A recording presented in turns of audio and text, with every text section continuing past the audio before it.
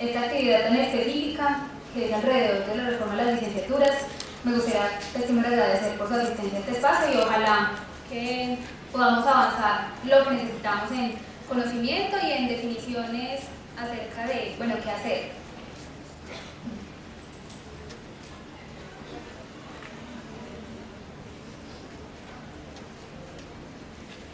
Yo creo que eso no necesitan saber.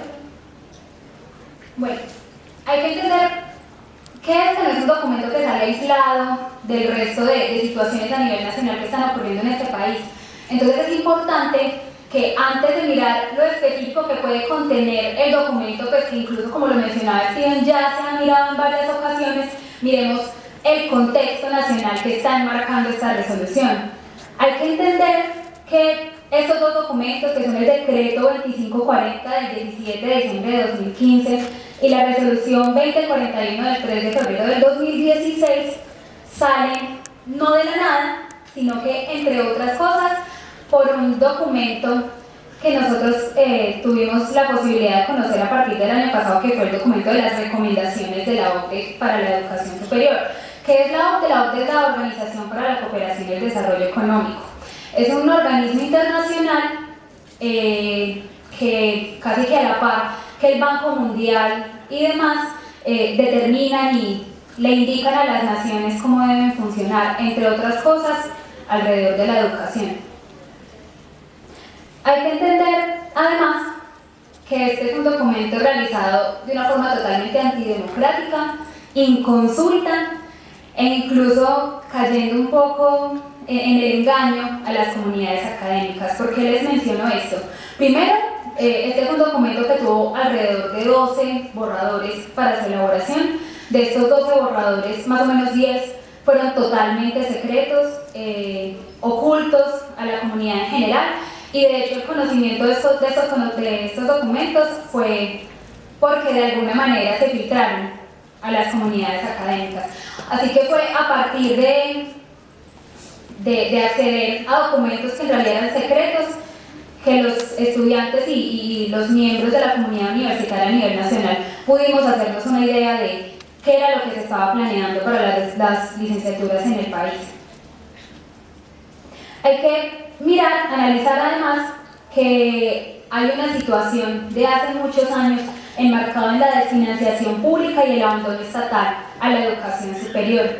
Hay que mirar que, por ejemplo, en este momento se mantiene el déficit presupuestal del Estado con las universidades públicas, que esto viene a partir de las directrices acerca de financiación que se crearon en la Ley 30 de 1992, y que esto ha venido convirtiéndose en una bola de nieve y que el déficit actual está en los 13 billones de pesos con las universidades públicas.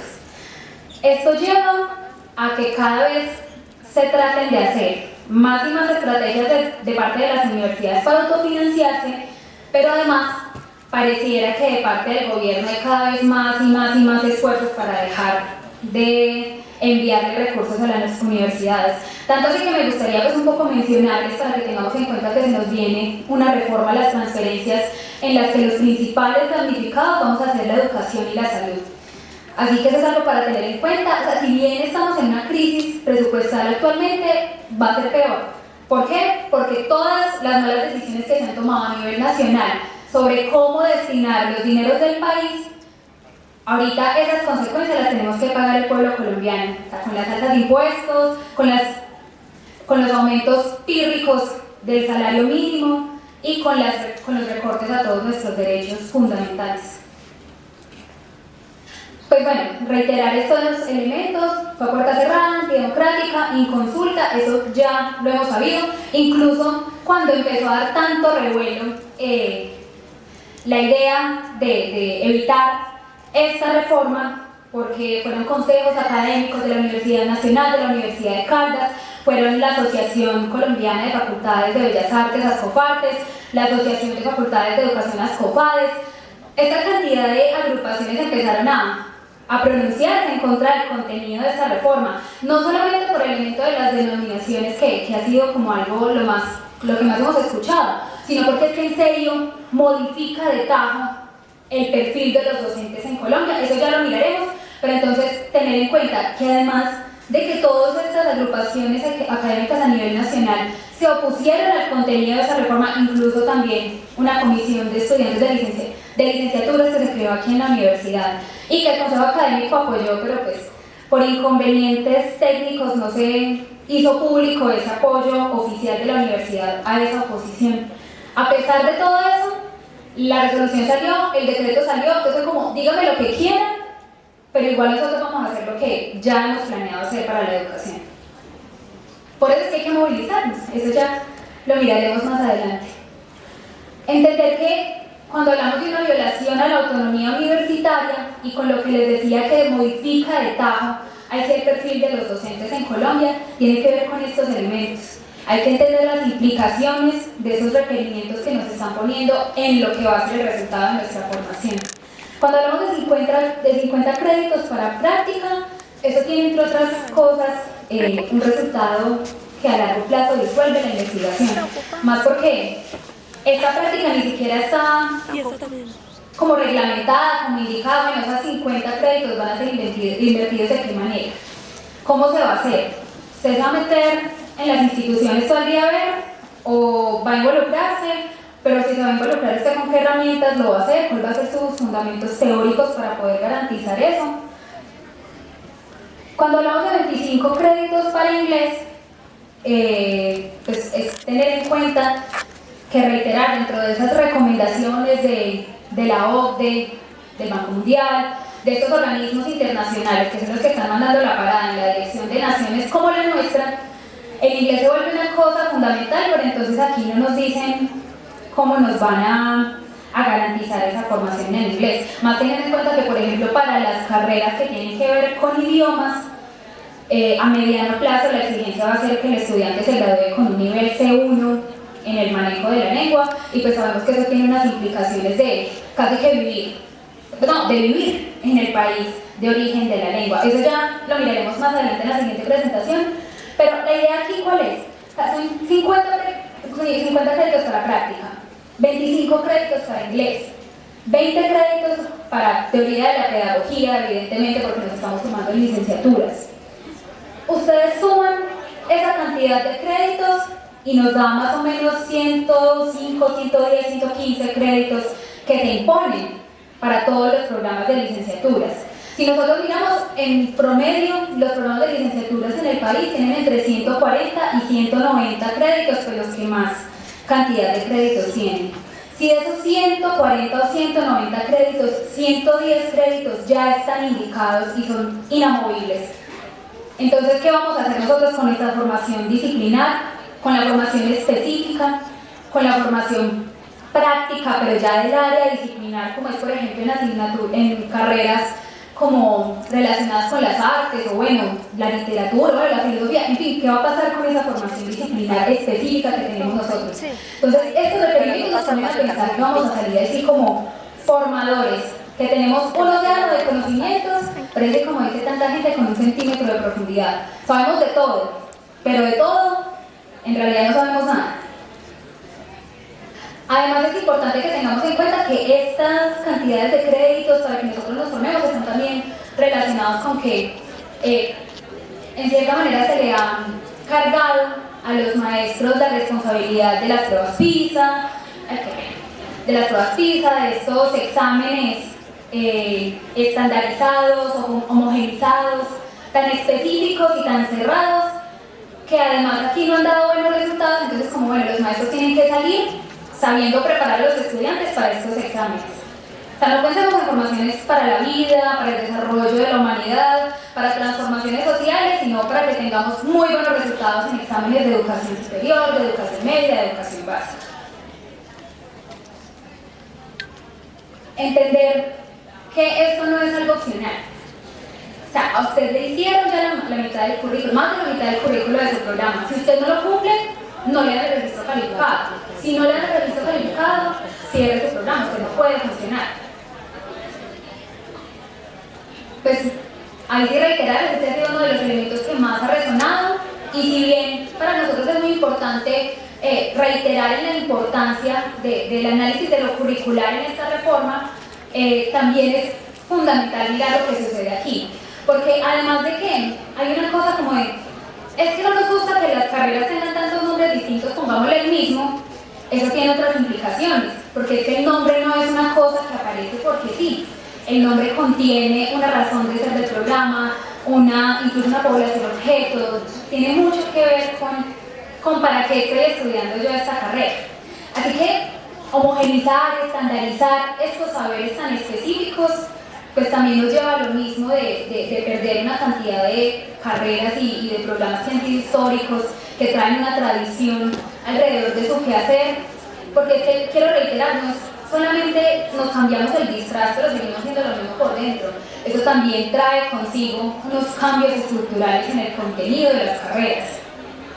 Ver que, por ejemplo, aquí ya hay unos avances en la reestructuración del currículo del programa de educación y desarrollo comunitario, que ya es en educación, que redujeron la cantidad de créditos de 172 a 140, la cantidad de semestres de 12 a 10, y que ya incluyeron las 50 horas de prácticas y demás.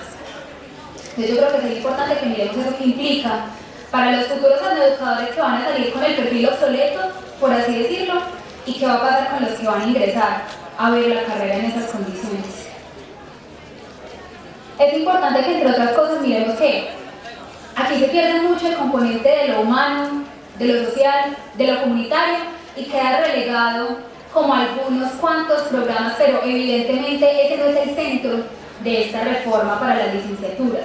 Aquí la educación tiene que ser lo mismo, una cosa homogenizada, estandarizada, hágalo para las mismas exigencias de los exámenes del sector laboral en este momento. Solo trabaje, no pregunte, no investigue, no vaya más allá de la frontera del conocimiento que está en este momento.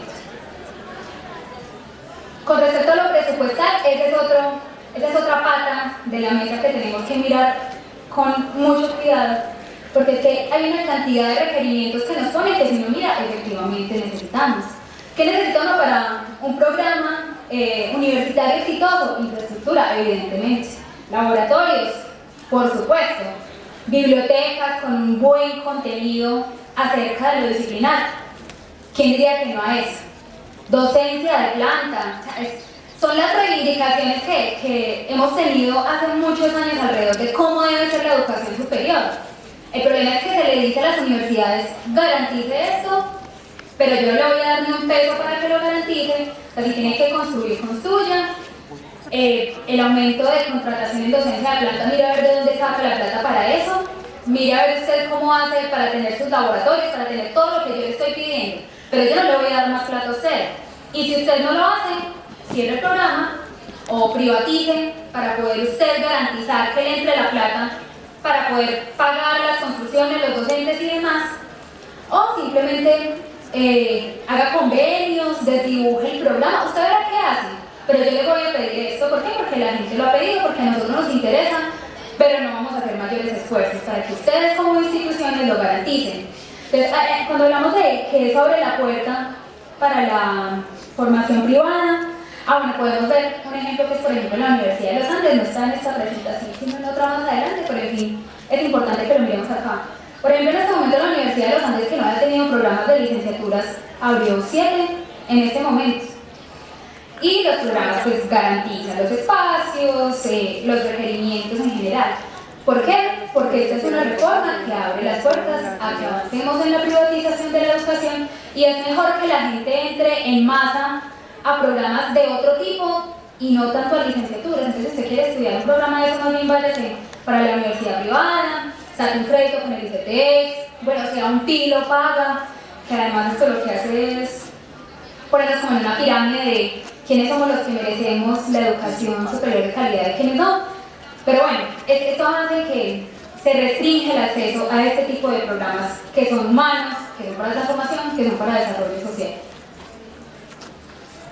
Además, pues importante, este es un apartado específico del contenido de la resolución: se deben garantizar los recursos financieros para la actualización y compra de infraestructura tecnológica con base en la dinámica de la tecnología y de la propia institución.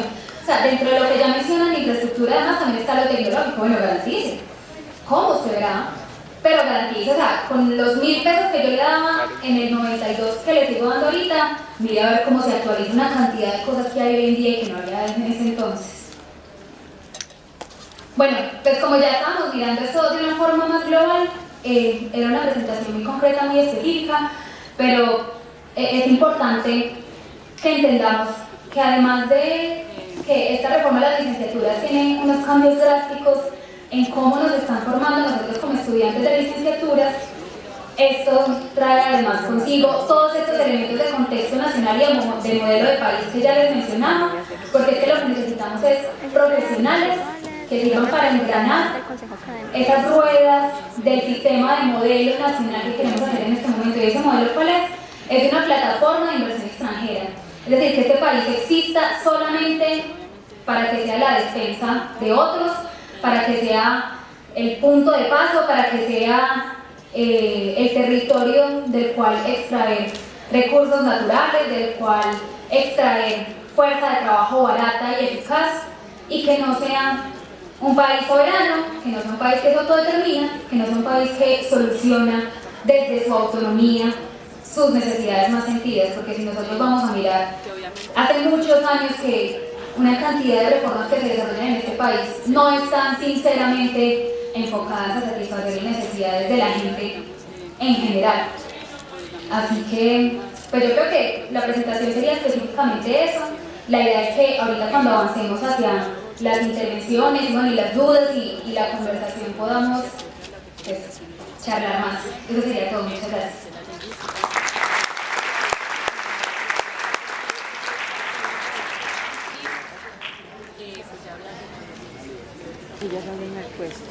Sí, pero pues que se haga ahí mientras. Bueno, pues antes de empezar, como dos cositas. Lo primero es que los que están afuera, yo sé que está muy lleno, pero si podemos de pronto buscar la manera de acomodarnos, estar ahí de pie, dispersa, cansa.